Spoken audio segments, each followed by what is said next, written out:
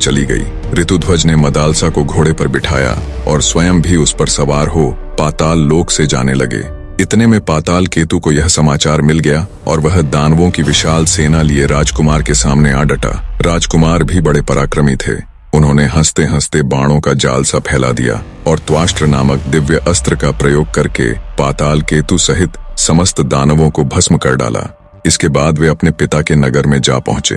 घोड़े से उतरकर उन्होंने माता पिता को प्रणाम किया। मदालसा ने भी सास ससुर के चरणों में मस्तक झुकाया। ऋतुध्वज के मुख से सब समाचार सुनकर माता पिता बहुत प्रसन्न हुए। उन्होंने पुत्र और पुत्रवधू को हृदय से लगाकर उनका मस्तक सूंघा। मदालसा पतिगृह में बड़े सुख से रहने लगी। सब कुछ बहुत अच्छे से चल रहा था। तदनंतर एक दिन राजा शत्रुजीत ने राजकुमार ऋतुध्वज से कहा, बेटा, तुम प्रतिदिन प्रातः काल इस अश्व पर सवार हो ब्राह्मणों की रक्षा के लिए पृथ्वी पर चारों दिशाओं में घूमते रहो। राजकुमार ने बहुत अच्छा कहकर पिता की आज्ञा शिरोधार्य की। वे प्रतिदिन पूर्वाह्न में ही पृथ्वी की परिक्रमा करके पिता के चरणों में नमस्कार करते थे। एक दिन घूमते हुए वे यमुना तट पर गए। वहाँ पाताल केतु का छोटा भाई ताल केतु आश्रम बनाकर मुनि के वेश में रहता था। राजकुमार ने मुनि जानकर उसे प्रणाम किया। वह बोला, राजकुमार, मैं धर्म के लिए यज्ञ करना चाहता हूँ, किंतु मेरे पास दक्षिणा नहीं है। तुम अपने गले का यह आभूषण दे दो और यहीं रहकर मेरे आश्रम की रक्षा करो।